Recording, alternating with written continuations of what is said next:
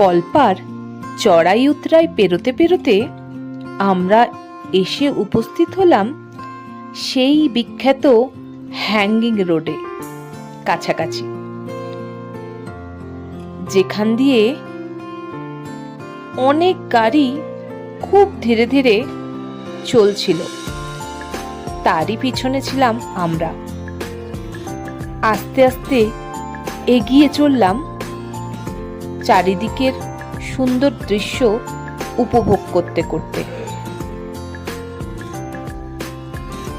কিছুটা মোড় পেরিয়েই দেখি মাথার উপর সেই হ্যাঙ্গিং রোড যেন ছাতার মতো ঢেকে রেখেছে।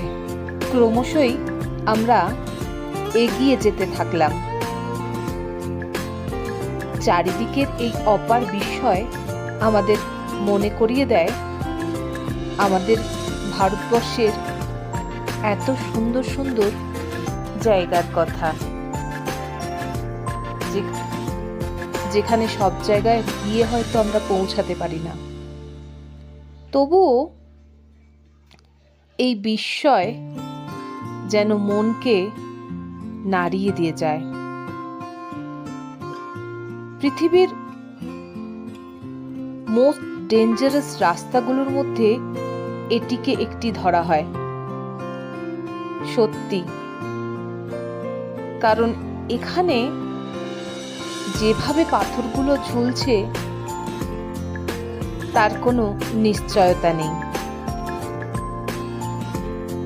তাকে কেটে এভাবে রাস্তা বানানো হয়েছে,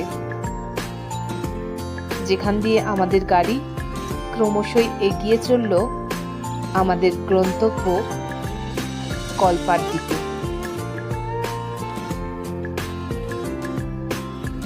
পাশেই খাদ এবং উপরে এই অপার বিস্ময়।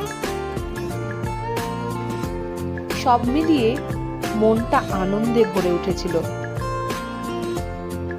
এই রকম একটা জায়গায় আজ আসতে পেরে সত্যিই খুব আপ্লুত হলাম।